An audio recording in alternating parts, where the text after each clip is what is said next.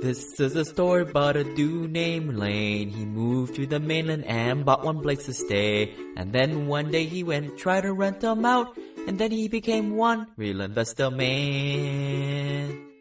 Well, hey guys, this is Lane with the Simple Passive Cash Flow podcast. We're doing this in video. David, he is doing the YouTube thing. So you guys can check out his video at from militarytomillionaire.com. So we're using their cool video studio here, and I have to read this. We are here in Nephi video booth at FinCon. So we set aside that, and make sure you guys go to simplepassivecashflow.com, check out that website, and also check out my podcast. Simplepassivecashflow.com, found at all the regular iTunes, Google Play, Spotify. But I got my buddy David here, we're gonna be talking about military, hacking the military system. Yeah.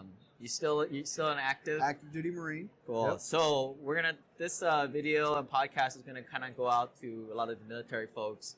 Maybe you guys can share this with other people in the military. So the first topic we're gonna talk about today is who you are. So maybe tell us a little about your experiences and how you got into the military, and you're also a real estate investor, so I think this will be good for a lot of folks here. Absolutely. So Lane, thanks for having me on your show. So Lane and I got to know each other out there in Hawaii. I'm currently stationed on Oahu, and we met at a meetup on the. I want to say this is gonna sound terrible. Some of you are gonna be super jealous, but we met on the beach. Not a bad place to network. And so I joined the Marine Corps 10 years ago. Grew up in Arkansas, I guess is where I enlisted out of. I've kind of traveled the world since then. I've been stationed in Okinawa, Japan, San Diego, California, Springfield, Missouri, did a stint in Afghanistan in the sand, and now in the probably best duty station I'll ever have, Oahu. You can't complain to live there. I'm a transportation logistics guy by trade, drive trucks. I don't drive trucks anymore. I plan other people driving trucks. And when I was a recruiter about 3 years ago, somebody told me I should read the book Rich Dad, Poor Dad, which we have all heard about. Everyone knows that book, right? Except for this guy at the time.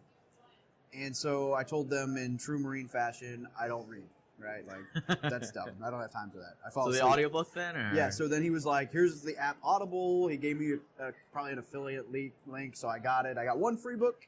I listened to Rich Dad, Poor Dad while I drove around in my your recruiter inbox car. got inundated with Man, all this stuff. I will tell you. So I finished that book. Audible does not. I can't apparently go back because I've got a new phone since then. I can't see what date I finished the book. But I finished it in September, October of 2015, and I bought my first duplex in December of 2015. So 3 months. That book was just immediate. Go do it. I read a couple Bigger Pockets books. About rental properties and stuff like that, and it just took off. I realized wow, I went from paying $500 a month to live in a really crappy apartment. $500 a month is Missouri prices, not Hawaii prices, to paying about $150 a month to own a decent duplex that was bigger, had its own parking spot, and I was building equity and all the other benefits that come with real estate. And I was living for cheaper. And then when I moved out, I started getting paid to own that property, and since then we've bought, I want to say we have 53 units now over the last 3 years. A lot of that in part to a big monster thing that we just closed on.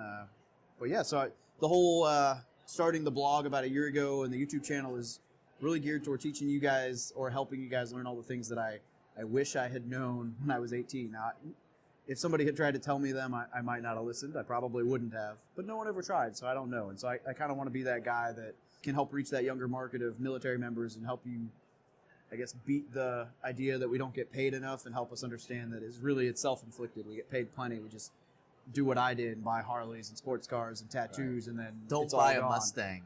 Yeah, the that Mustang with 20% interest, right? So I bought not a Mustang, but plenty of other things that I shouldn't have, and then I totaled the Harley. So, Yeah, so we're not going to really talk about too much about real estate investing today. But this is be kind of a down to the basics on, so you're in the military. Thank you for your service. You've got some perks your way, right? So the first biggest one is the VA loan. Yes. Great program. Can you tell us a little bit about the terms and how do you use those most efficiently? Yeah, so the VA loan, I kicked myself. So it's probably one of the best benefits that we have outside of the free college. And people don't understand it. And I didn't understand it. I bought my duplex with an FHA loan, and I'm still kicking myself because I'm paying about $81 a month in PMI, which is private mortgage insurance, on the loan that I wouldn't be paying if I'd used the VA. So the VA loan is a 0% down home loan for your primary residence. So you have to physically live there or intend to physically occupy the property 60 days after you purchase it. And it is used to help get you and your family. So say you're a new service member, newly married, you're moving out of the barracks, and because you were buying the Mustangs and the Harleys and stuff, you don't have a lot of money saved up. This allows you to buy you and your family a house without having to drain the bank and not have to rent, so you can be successful. Some of the cool things about the VA loan that people don't realize is you can buy up to a 4-unit, so you can still house hack, like live in one side and rent the others while using the VA loan. It doesn't have to be a single family, but you do have to live in it. And the stipulation there is you have to live in it for a reasonable amount of time, which is usually a year, with the exception of if you get orders to move or your job forces you to move more than 50 miles away. And so if you get moved 6 months after you purchase, you can exit the property. And then after a year, you're free to move out and you can utilize it again as long as you're outside that 50-mile window. But those are all neither here nor there. The biggest benefit is that you're getting this house with nothing down, and then you're able to live in it for the duration. And you can theoretically move and buy at a different station, and then move and buy at a different station. And all this time, if you do it right, and we'll touch on the buying as a rental rather than a residence later, if you do it right, you can build your wealth in a massive way without having to put a bunch of money down, and you can set yourself up for success. Yeah. So the biggest things are, again, the 0% down payment, avoiding PMI right there. And you guys can check out a past podcast I did with Kaylee Ridge, where we kind of went into a lot of specifics with debt to income ratios, terms, and rates. I believe the rates are similar, right? It's not like you're getting a rate break. 0% down is a big thing with no PMI. And then the terms, same thing, 15-year, 30-year options. And do you know off the top of your head, because I know with buying non-owner occupied houses, to get the best rate, you've got to be in that 680 credit score range. Is it a little less for the VA loan? The VA loan's kind of different. It's not got its own real guidelines in a lot of that way. So the VA loan is like the government saying you can do X, Y, and Z for lending, but it varies by bank. So ultimately, you could go through a VA loan through Navy Federal, and they may be totally fine with a 580 credit score. Whereas if you went through Veterans United as the bank behind the loan, they may not, and may say you got to do a 680. And I'm just using examples. But so the credit requirements kind of vary, so you can shop around and be flexible on that. So there are banks that will still approve. It's not like a regular non-owner occupied house where you go to any bank, Bank of America, Credit Union X, or whatever bank, they're packaging up your credit profile and putting you into a Fannie Mae, Freddie Mac box. Yeah. Where these are the terms. If you have this credit score, this debt to income ratio, you get this rate and this fee structure. So what you're saying is, as a VA loan, you get this profile. As long as you're a VA, then it gets shopped around privately. It's not a government-backed loan. It's more of a private loan in a way. Is that my understanding? Yeah, so it's much more flexible in a lot of that way. So it makes it harder for the consumer because now you have to go shopping around a little bit more than... I mean, in theory, if you have a good VA rep, there's guys, so it'd be kind of like there's much like there's brokers for, who can look at multiple different loans from companies. They have, so like Veterans United does a good job of, they can help you find, what's the best way to fit your goals and work your profile. So basically you go meet with a solid, like a VA lender, VA broker, and they can mix and match and figure out, tailor it for you. Now, obviously, you don't want to go and have a 200 credit score or whatever and say like, I'm gonna buy $1 million home, but they can work with you to find the best rate, the best terms, and ultimately close on that loan. And you're right, as far as the rates and everything, it's relatively the same. The biggest benefit is the low barrier to entry. Right. And like anything else, just go off referrals, and I bet this guy knows a few good VA folks. Just like, turnkey providers or whoever. Everybody uses the same people, it seems. Absolutely. Like. Yeah. So you've got these cool VA loans, and when your duty station changes, now it's kind of like a good get a free jail card in a way to get a new loan. So is that the way to do it? Is you just, when you hop around to a few duty stations, you just pick up a house in each place? Yeah, so that could be a very awesome strategy. So there are a couple things to note there. The first is that generally across the nation, about 410 is like the cap for VA. So if you buy a $200,000 house in Carolina and a $200,000 house in Missouri, then you're probably capped.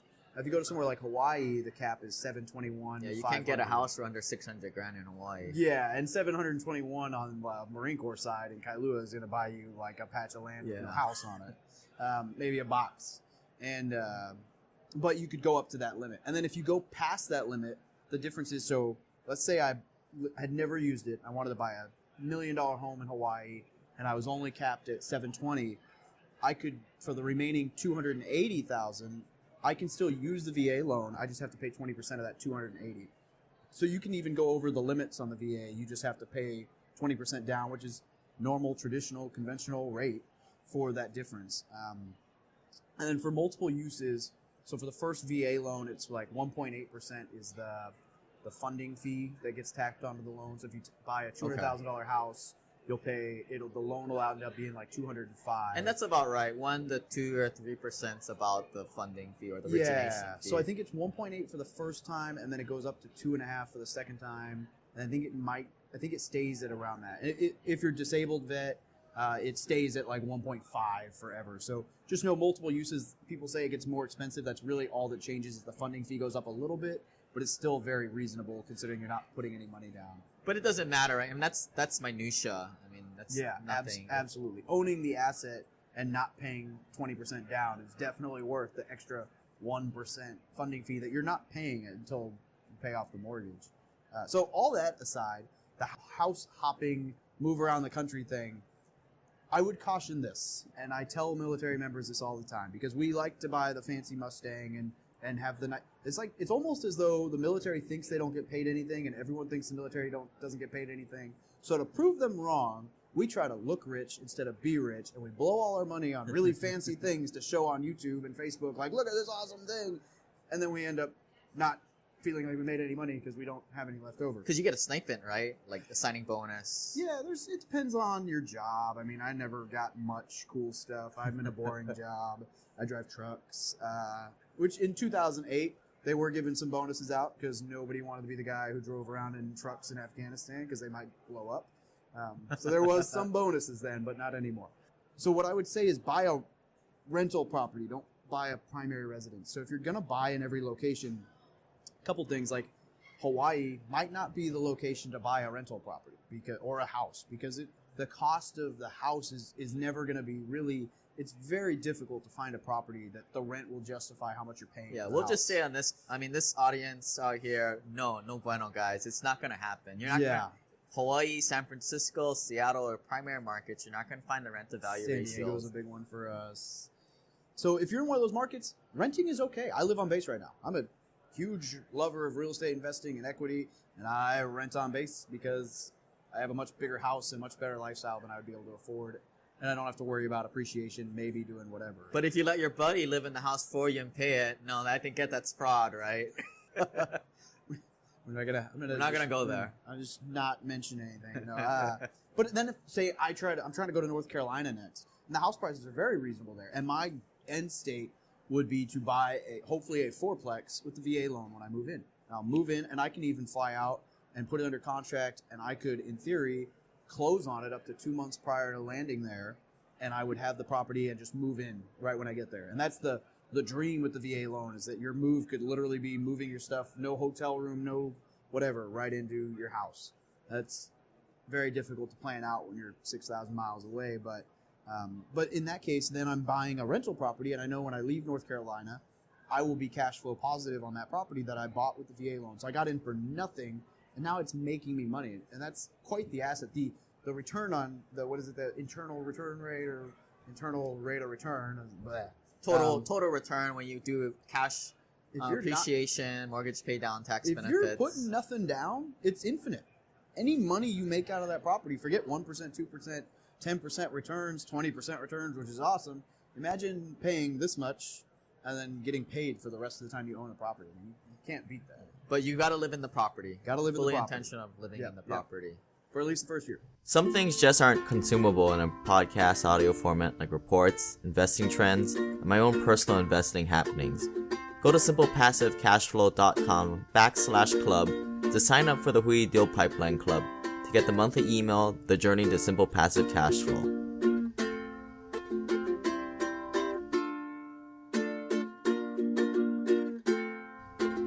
Public service announcement, guys. For all the non-Fox news and commentary not found on this podcast, go to simplepassivecashflow.com/club and sign up for the Hui Deal Pipeline Club to get the newsletter with the latest happenings as I make the journey to simple passive cash flow.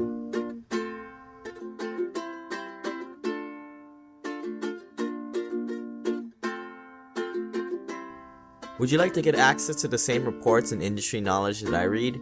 Would you like to know what I'm doing personally?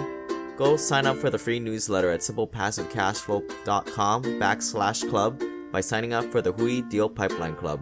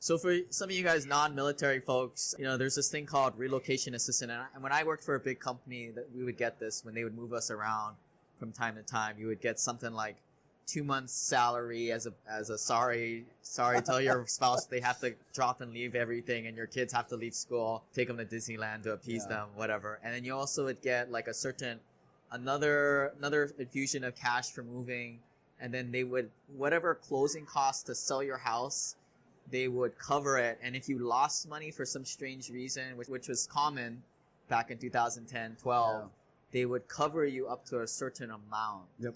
It's very similar in the military. They like the same relocation benefits. Yeah, so they will pay for the move up to a certain weight. So depending on your rank, you get a certain weight limit for all your household goods, which I've never come close to. And I mean, my motorcycle counted as my weight when I put it in a box, and I still didn't come close. So it's a substantial amount of weight. And they will pay for that. And then they'll reimburse for anything broken at fair market value. Takes a little bit of time because it's the government, but they get it to you. And then they also give you, so I get to use my government travel card for move. And so I'm paid by, if I have to drive, I'm paid by mileage. If I fly, they pay for the flights. If I stay in a hotel or food, like all of that gets reimbursed, and I get a stipend, basically like an allowance. And then on top of all that, they give you a TLA, which is like a temporary location allowance.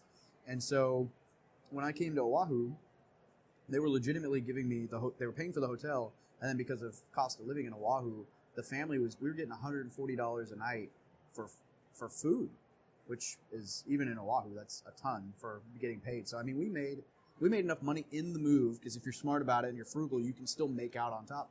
We made enough money in the move that we bought my wife's truck in cash. Yeah. I mean, it was used. Yeah, 20, 30 grand if you're smart. Maybe. I don't know. We made $6, which was plenty. But, so I say 6, but that's That's net After after the moving buying the some nice household things. goods and flights so probably closer to 20 or 30 when you think about how much the total move costs, especially if I go from here to North Carolina. And they'll pay you more. I mean, when I was in corporate America, they would pay you more if you were a homeowner as opposed to a renter. So I don't know if that's the same thing or it's based off probably the home. I've never asked that question, so that's a good Something one. to check up. I mean, this stuff changes all the time, so Yeah. these are the questions to ask. So the other thing I wanted to chat about is, so you're enlisted, you do a few years, and then that question, right? Are you gonna stay in or stay out? Yeah, Let's talk about that a little bit. Man, the roller coaster. So let me preface this by saying I love the Marine Corps, I love the military, and in all reality, I might have exited the service a year or two ago. And probably the biggest decision factor for me was the camaraderie, the people I work with, the travel, those things that I love. And if I retire and do the real estate and YouTube thing full time and all that, my wife gets her job, we could still travel, and I would still get some camaraderie. But part of the nice part about real estate investing or a side business is you have the freedom to get out of the normal default path. Yeah. So I think a lot of people, forget how nice they do have it in the military, because people get wrapped around, like, my W-2 says I made $40,000 last year. I get a $3,200 a month housing allowance. So my W-2 says $4,000 or $40,000. That was taxed, but you factor in the housing allowance, the cost of living allowance, the food allowance, and all the other benefits, healthcare, medical, dental. I mean, I probably brought in the equivalent of like $110,000, and only like 40% of that was taxed. It's like a rule of thumb is just take your W-2, multiply by 2, and that's your salary outside at a regular job. Yeah, so I mean, it's a very solid. It makes it, from a financial standpoint, it makes it very difficult to make the decision about whether you stay in or not. So ultimately, what it's boiled down to me over the last 2 years that I've been on this roller coaster, my wife will tell you that it is a total emotional roller coaster, day in, day out. It's the moment I stopped being happy in the military. So I'm not in the military for finances. I don't think any of us are. And the benefits are great and the lifestyle's great. The moment I stop being happy is what it boils down to. But in the transition, there are a ton of resources. They have a full week on transition readiness. They teach you to build a resume, get you into college classes. There's a GI Bill for going to college. They get a housing allowance while they go to college. You could house hack with the VA loan wherever you want to live using the GI Bill. And you could essentially not work, although we're all workaholics, probably would still work. You could essentially not work, go to college full-time, house hack, and live, I mean, they take care of you. So when you get out of the military service, do you lose that ability to hop around and use your VA everywhere? Or that's up to you. So the general rule still applies if it's a work-related move over 50 miles, or I don't know that it matters necessarily the work-related piece. I think that's just if you're trying to break under a year. Like if you buy a house and 6 months later you want to move 50 miles away, they're probably going to want to say, like, hey, you need to wait a year before you use a VA, or have a justifiable reason, like a work move. A letter from your employer saying you got fired or moving somewhere else. If it's, as long as it's on good enough terms, they'll write that letter for you. Unless if it's over a year, it doesn't matter. If it's over 50 miles. So the big thing is just remembering those maxes. And then the cool thing is, so those maxes go away. So if I buy a $500,000 house using the VA, or a $400,000 house using the VA, and then I sell that house, I can use that $400,000 pieces back in the VA loan. I can use it again. So you can still pick up multiple of these VA loans like how you did. There's that restriction doesn't go away. Yeah. No, it's awesome. So a lot of people are probably thinking, well, what's the least I can do the military service so I can do this? Okay, so 2 years active duty.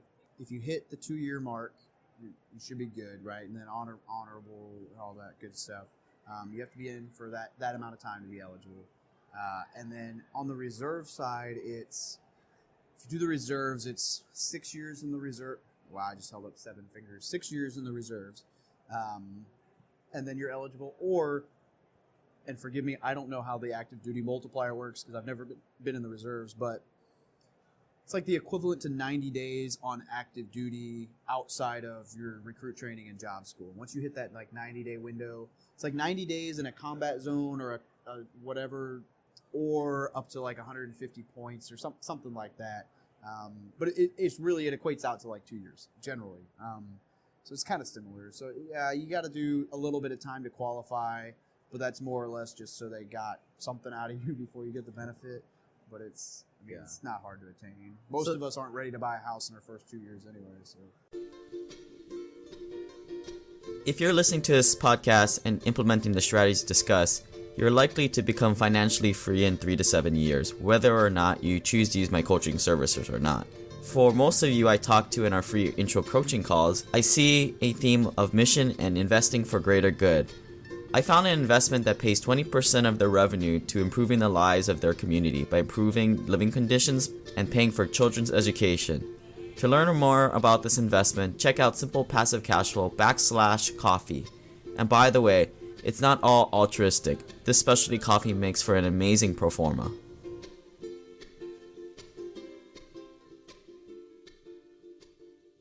So some of the mistakes that you typically see from some of your buddies, these are the what not to.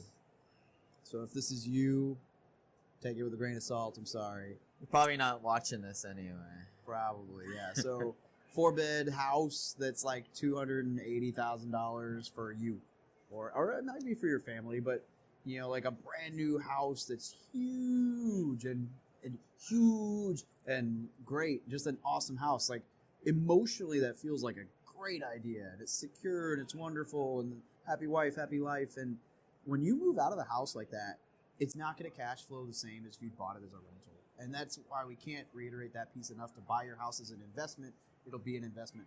Buy your house as a property, really you're gambling. I mean, you might be that guy who bought in all their duty stations at the perfect time and appreciation went up and you're a millionaire. Or you might be that guy who bought and like 3 houses down the road, the market tanked, you can't make rent, and now you've got 3 houses in 3 states that weren't managed right, and your world falls apart, and your answer is real estate's dumb. Was real estate dumb, or did you buy with the wrong end state? So just remember, guys, your to use military terms, your mission in buying the house and your end state is financial independence and rental properties and income, not just having a fancy house to say, check out my house with the Mustang in the garage. That's not financially setting yourself up for success.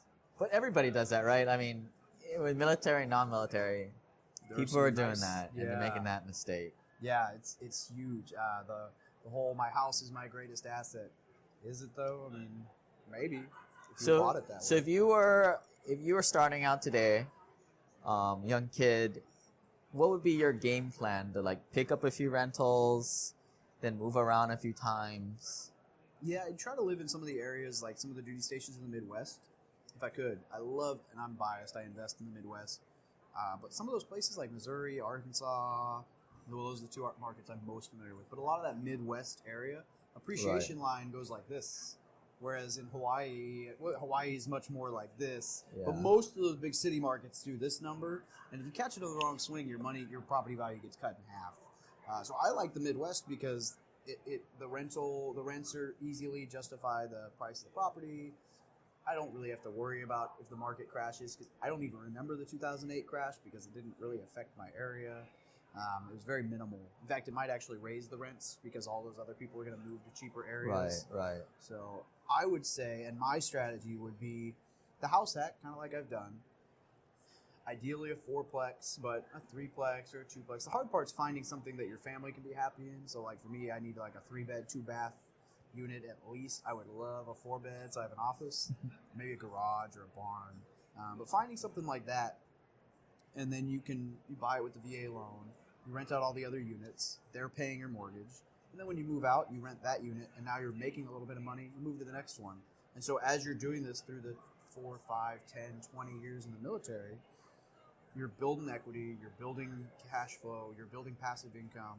And you can there's so many strategies for how to redistribute and cash out of those properties and refinance. There's so much we can get into at another date.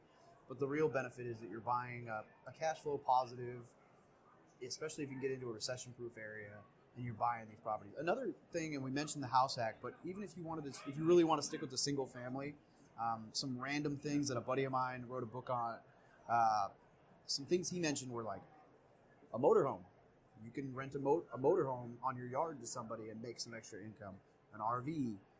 You could build a accessory dwelling unit, like a little mother-in-law suite off the building. You could rent out just a room to one of your buddies. That's a very popular one in the military. There's a lot of ways that you could earn a little extra cash to help with your mortgage payment.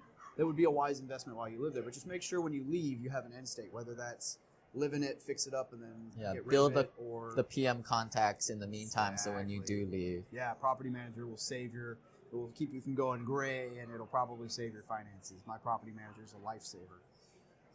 So another thing, for me personally, and I think you fall in this situation too, is, we've been doing investing, and I've been investing since 2009, and it's taken me a long time to get to where I'm at because we didn't have YouTube or podcast back then.